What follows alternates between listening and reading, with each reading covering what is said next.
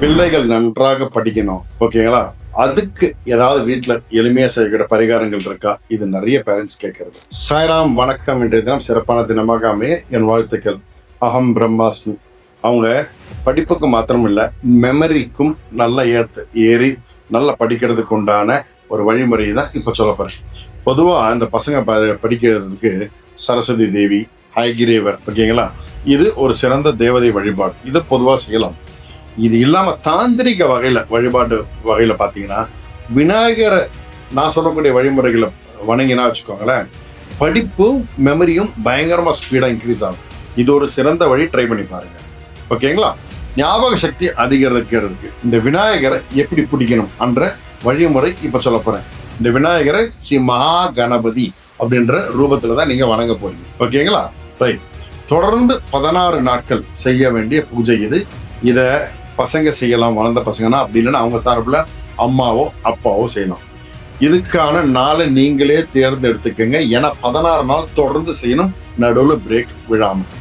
இந்த பசங்க பெரியவங்களா இருந்தால் அவங்களே செஞ்சுக்கிட்டோம், ரொம்ப ரொம்ப சிறப்பு அது, ஓகேங்களா? அதே போல் இதை எப்படி செய்யணுன்ற வழிமுறையை சொல்கிறேன்.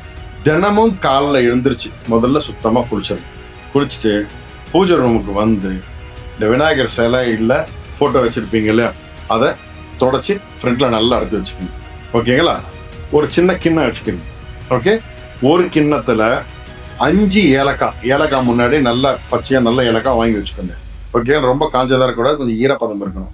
நல்ல ஏலக்காய் வாங்கி வச்சுட்டு ஒரு நாளைக்கு 5 ஏலக்காய் அந்த கணக்கில் ஒரு 5 ஏலக்காய் தூக்கி அந்த கிண்ணத்தில் போடுறீங்க, ஓகேங்களா? இன்னொரு கிண்ணத்துல 2 பேரிச்சம்பழம் வைக்கிறீங்க. அதே போல விநாயகருக்கு முன்னாடி ஒரு மண் அகல் விளக்கு வச்சு அதில் நெய் விட்டு தீபம் ஏற்றணும், ஓகேங்களா? ஏற்றிட்டு இந்த ஏலக்காயில, ஓகேங்களா, இந்த ஏலக்காய் அந்த கிண்ணம் இருக்குல்ல, அது மேலே வலது கை அதோடைய ஆள்காட்டி விரலை இப்படி தூக்கி வச்சுக்கிறீங்க. வச்சுட்டு ஓம் கம் கணபதையே நமக இந்த மந்திரத்தை 108 முறை சொல்றீங்க. சொல்லி முடிச்சதும் இந்த கற்பூரம் எடுத்து காட்டுங்க, ஊதத்தி காட்டுங்க, கற்பூரம் காட்டுங்க. காமிக்கும் போது என் பிள்ளை நல்லா படிக்கணும், அவனுக்கு நல்ல மெமரி வரணும், இதுக்கு அனுகிரகம் பண்ணுங்க மகா கணபதின்னு பிரார்த்தனை பண்ணுங்க. பிரார்த்தனை பண்ணிட்டு ஒரு 5 நிமிஷம் விட்டுருங்க. விட்டதுக்கப்புறம் ஒரு டப்பா தனியாக ஒரு டப்பா எடுத்து வச்சுக்கோங்க. இந்த 5 ஏலக்காய் அந்த டப்பாவில் போட்டு மூடிட்டு, ஓகேங்களா? அந்த 2 பேரிச்சம்பழம் இருக்குல்ல, அதை அந்த பிள்ளைக்கு சாப்பிட கொடுத்துருங்க, ஓகேங்களா?